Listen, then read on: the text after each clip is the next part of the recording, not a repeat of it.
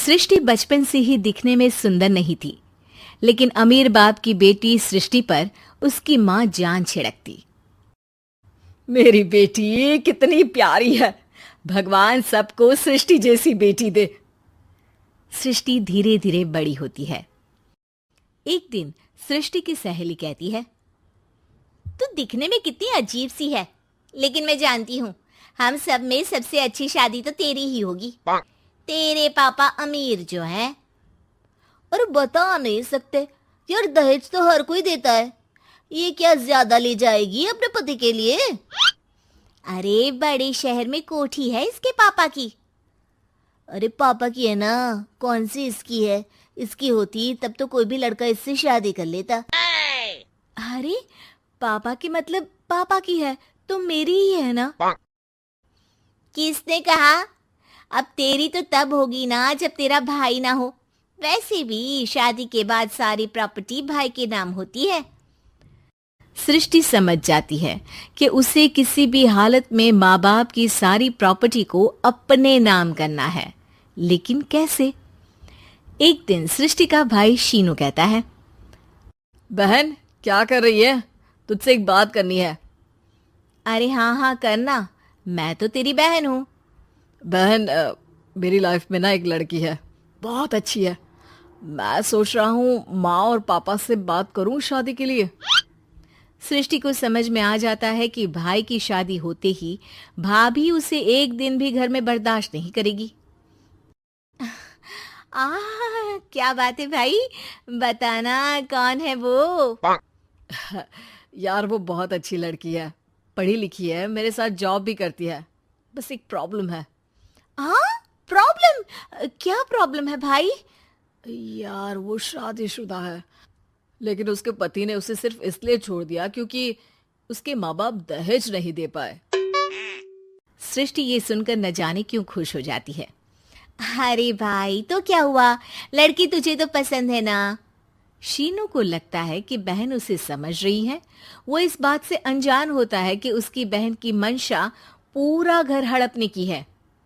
सृष्टि अपनी माँ से कहती है, मम्मी मुझे तो बहुत चिंता है। पता है शीनू क्या कर रहा है? अरे क्या कर रहा है? वो तो काम पर जाता है और वापस घर आता है। नहीं ना माँ, वो यही तो नहीं कर रहा, बाकी सब कर रहा है। आपको पता है उससे प्यार है, और वो भी एक शादीशुदा लड़की से। ये क्या हो गया? मैं सोसाइटी में क्या मुंह दिखाऊंगी? अरे तेरे पापा तो यही कहेंगे कि मैंने ही उसे बिगाड़ दिया है। माँ देखो, मेरी बात मानो, पापा पर भी विश्वास करने की जरूरत नहीं है। अब आप ही बताओ, पापा इतनी देर घर के बाहर रहते हैं क्यों? बोलो। अरे बेटा वो तो नौकरी करते हैं ना। तू बहुत भोली है माँ। पापा का ऑफिस तो 7 बजे खत्म हो जाता है, लेकिन देखो कितनी देर से आते हैं। अरे नहीं नहीं बेटा, ऐसी कोई बात नहीं है। सृष्टि माँ को एक औरत से बात करते पिता की फोटो दिखाती है। देखो माँ, कैसे हैं पापा? मैं ना कहती थी कि पापा सही नहीं है। मैं तेरे पापा से बात करूंगी, दे फोटो मुझे। ओ माँ, वो तो डिलीट हो गई। लेकिन चल, तूने तो देख लिया ना। पापा से बाद में बात कर लेना, और हाँ, मेरा नाम बिल्कुल मत लेना। हाँ माँ। अब क्या था, सृष्टि की माँ और पिता के बीच झगड़ा होना शुरू हो जाता है। सृष्टि के मन में क्या चल रहा था कोई नहीं जानता था। एक दिन, माँ सृष्टि के लिए एक लड़का देखा है, वो लोग शाम को उसे देखने आने वाले हैं। और हाँ माँ, एक खुशखबरी, मैं और पापा मिलकर एक नया बिजनेस ट्राई कर रहे हैं। शाम को लड़का आता है, सांवले रंग का। सृष्टि को तो बिल्कुल भी पसंद नहीं आता। लड़की की माँ कहती है, लड़की का चेहरा तो कोई खास नहीं, लेकिन अगर मेरे बेटे को आप लोग सेटल कर दें तो मैं उसकी शादी आपकी बेटी से करवा दूं। सृष्टि को लड़का बिल्कुल पसंद नहीं था। उसे भाई पर गुस्सा आ जाता है। लड़के वालों के जाने के बाद कहती है, माँ देखा, शीनू मेरे लिए कैसा लड़का लेकर आया। न दिखाने लायक न सुनने लायक, सेटल भी नहीं, वो भी हम करे। अरे माँ, मैं जानती हूँ ये मेरी शादी किसी भी घर में क्यों करवाना चाहता है। अरे कैसी बात कर रही है बहन, तूने तो देखा ना, लड़के को मैंने ही मना कर दिया तुझसे शादी के लिए। जिसने लड़का बताया था उसने उसकी बहुत तारीफ की थी। बात आई गई हो जाती है, लेकिन सृष्टि का मन शांत नहीं होता। क्या करूं, कुछ समझ में नहीं आ रहा। मेरी शादी हो गई तो ये लोग पूरी प्रॉपर्टी शीनू के नाम कर देंगे। मेरे हाथ तो कुछ लगेगा ही नहीं। तभी सृष्टि को आइडिया आता है। वो किसी वकील को फोन करती है। जी देखिए, अगर आपके मम्मी पापा का तलाक हो जाता है तो आपके पिता की आधी प्रॉपर्टी आपकी माँ के नाम हो जाएगी, फिर उसे वो किसी को भी दे सकती है।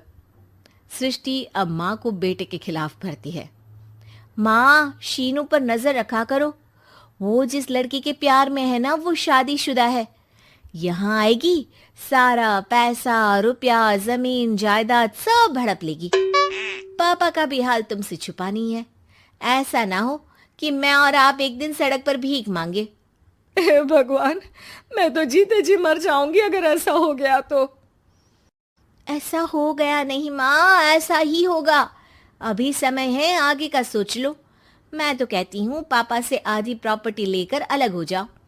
पापा की आधी प्रॉपर्टी भी हम लोगों को अगर मिल जाती है ना, तो अगले 7 जन्म सफल समझो।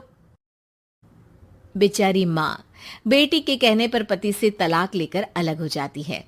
सृष्टि अब पैसों से गाड़ी और अपने दूसरे महंगे शौक पूरे करने लगी। उसके दोस्त भी उसके पैसे इस्तेमाल करते। सृष्टि, कल तुम कहाँ थी? मैं सारा दिन घर पर अकेली थी। तो मैं क्या करूं? मैंने ठेका तो नहीं लिया है ना तुम्हें संभालने का। माँ को सृष्टि से ये उम्मीद नहीं थी। वो बैठकर रोने लगती है। वहीं उसका पति यानी कि सृष्टि के पिता आ जाते हैं। मैं जानता था कि तुम्हारा यही हाल होगा, तो आपने मुझे रोका क्यों नहीं?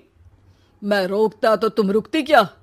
सृष्टि के कहने पर तुमने मुझ पर अपने बेटे पर शक किया, लेकिन तुम ये भूल गई कि कैसे हम दोनों ने मिलकर जीवन में इतना सब खड़ा किया। माँ पति के गले लग जाती है। मुझे माफ कर दीजिए, मैंने आपकी कमाई का एक बड़ा हिस्सा गवा दिया। कोई बात नहीं, तुम साथ हो तो मैं ऐसी 7 प्रॉपर्टी खड़ी कर दूंगा। तभी वहां सृष्टि आ जाती है रोते हुए। माँ, मयंक ने मुझे छोड़ दिया। वो बोल रहा